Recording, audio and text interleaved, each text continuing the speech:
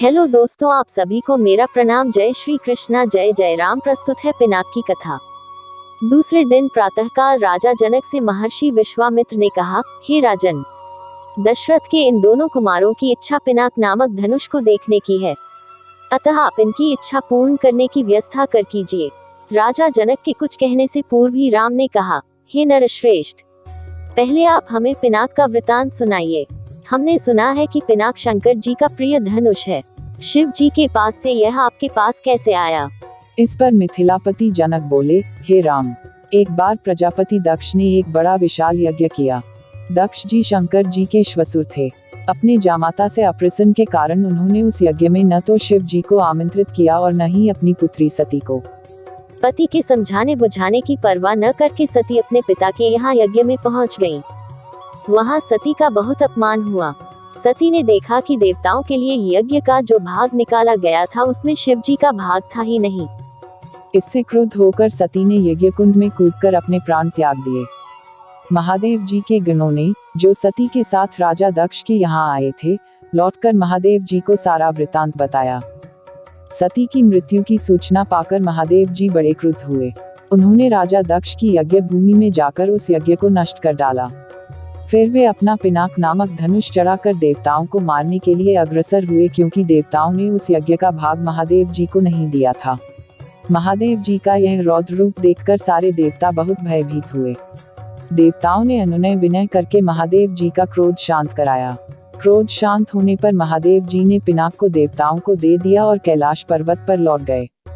देवताओं ने उस धनुष को हमारे पूर्व पुरुष देवरात को दे दिया। तभी से वह धनुष हमारे यहाँ रखा है। हमारे पूर्वजों का स्मृति चिन्ह होने के कारण हम इस धनुष की देखभाल सम्मान के साथ करते आ रहे हैं। इसी बीच एक बार हमारे राज्य में अनावृष्टि के कारण सूखा पड़ गया, जिससे प्रजाजनों को भयंकर कष्ट का सामना करना पड़ा। उस कष्ट से मुक्ति पाने के लिए मैंने एक बहुत बड़ा यज्ञ किया। पुरोहितों के आदेशानुसार मैंने अपने हाथों से खेतों में हल चलाया। हल से भूमि खोदते खोदते भगवान की इच्छा से मुझे एक परम रूपवती कन्या प्राप्त हुई। उसे मैं अपने राजमहल में ले आया और उसका नाम सीता रखकर अपनी पुत्री के समान उसका लालन पालन करने लगा। जब सीता किशोरावस्था को प्राप्त हुई तो दूर दूर तक उसके सौंदर्य एवं गुणों की ख्याति फैलने लगी। देश देशांतर के राजकुमार उसके साथ विवाह करने के लिए लालायित होने लगे।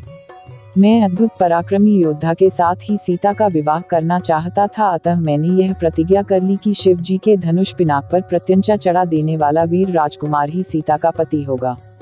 मेरी प्रतिज्ञा की सूचना पाकर सहस्त्रों राजकुमार और राजा महाराजा समय समय पर अपने बल की परीक्षा करने के लिए यहाँ आए, किंतु पिनाक पर प्रत्यंचा चढ़ाना तो दूर, वे उसे तिल भर खिसका भी न सके।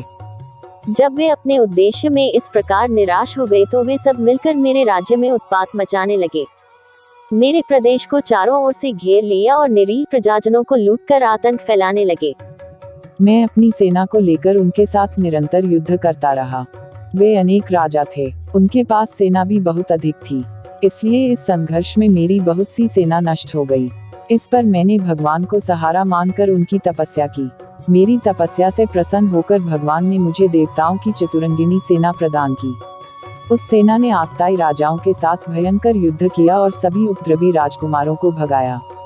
उनके भाग जाने के बाद मैंने सोचा कि एक विशाल यज्ञ करके इस अवसर पर ही अपनी प्रतिज्ञा पूरी करूं और सीता का विवाह कर निश्चिंत हो जाऊं। इसीलिए मैंने इस महान यज्ञ का आयोजन किया है। अब जो कोई भी महादेव जी के इस धनुष की प्रत्यंचा चढ़ा देगा, उसी वीर पुरुष के साथ मैं अपनी अनुपम गुणवती पुत्री सीता का विवाह करके निश्चिंत हो जाऊंगा। धन्यवाद आप सभी का। आपका दिन सुखमय हो। ओम साई राम।